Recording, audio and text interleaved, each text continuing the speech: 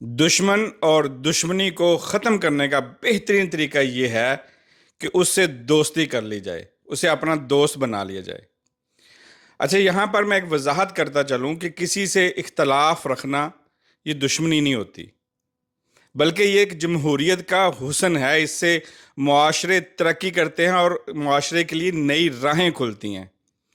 ہمیں کسی سے سیاست کا اختلاف ہو سکتا ہے، کسی سے اس کے ایکشن کا، بیہیویئر کا، اس کے علم سے ہمیں اختلاف ہو سکتا ہے، اور یہ اختلاف رکھنا جو علم کو بڑھاتا ہے اور جمہوریت کا حسن ہے۔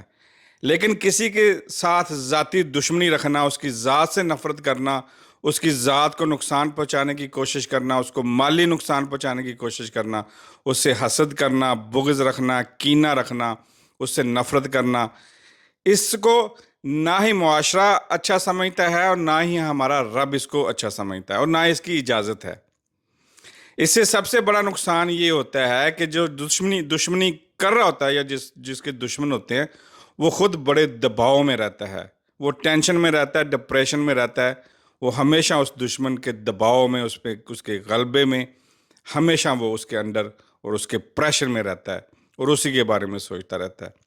اکثر دیکھنے کو ملا ہے کہ چھوٹی چھوٹی باتوں پر، چھوٹی چھوٹی گالی گلوچ پر بڑی بڑی دشمنیاں شروع ہو گئی، اور ان کا جو ہے اخیر جو ہے کئی نسلیں تباہ کرنے کے بعد بھی وہ ختم نہیں ہوئی۔ ایک ملک کے صدر کو کتنی گالیاں پڑتی ہیں؟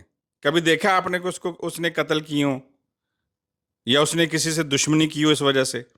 ملک کے وزیر اعظم ہو گئے، ملک کے بڑے بڑے اداروں کے سربراہ ہو گئے، بڑے بڑے ہستیاں ہو گئیں، ان کو کتنی گالیاں پڑتی ہیں؟ کبھی دیکھا آپ نے؟ نہیں، بلکہ وہ اعلیٰ ظرفی کا احساس دلاتے ہوئے یا تو ان کو اگنور کر دیتے ہیں یا ان کے کمنٹس کو لائک کر دیتے ہیں۔ اچھا، آپ معاف کرنا سیکھیں، اور معاف کرنے سے کئی تالے کھلتے ہیں۔ کئی ایسی قسمتیں آپ کی صرف اس وجہ سے رکی ہوتی ہیں کہ آپ کی کسی سے دشمنی ہے، آپ کسی سے حسد کر رہے ہیں، آپ کسی کو نقصان پہنچانے کی کوشش کر رہے ہیں، آپ کسی کے بارے میں برا سوچ رہے ہیں۔ وہ جو انعام، وہ جو خزانے آپ پر برسنے تھے، وہ اس وجہ سے رکے ہوئے ہیں، آپ کی اس عادت کی وجہ سے۔ جب تک وہ عادت آپ خود میں سے ختم نہیں کریں گے، وہ خزانے آپ پر برس سکتے ہی نہیں ہیں۔ اس لیے کوشش کریں کہ اللہ کی رحمتوں کو، اللہ کی برکتوں کو سمیٹنے کی کوشش کریں۔ اسی کے ساتھ اپنا اور اپنے کمزور طبقے کا خیال رکھیے گا، اور مجھے دعاؤں میں یاد رکھیے گا۔ اللہ حافظ۔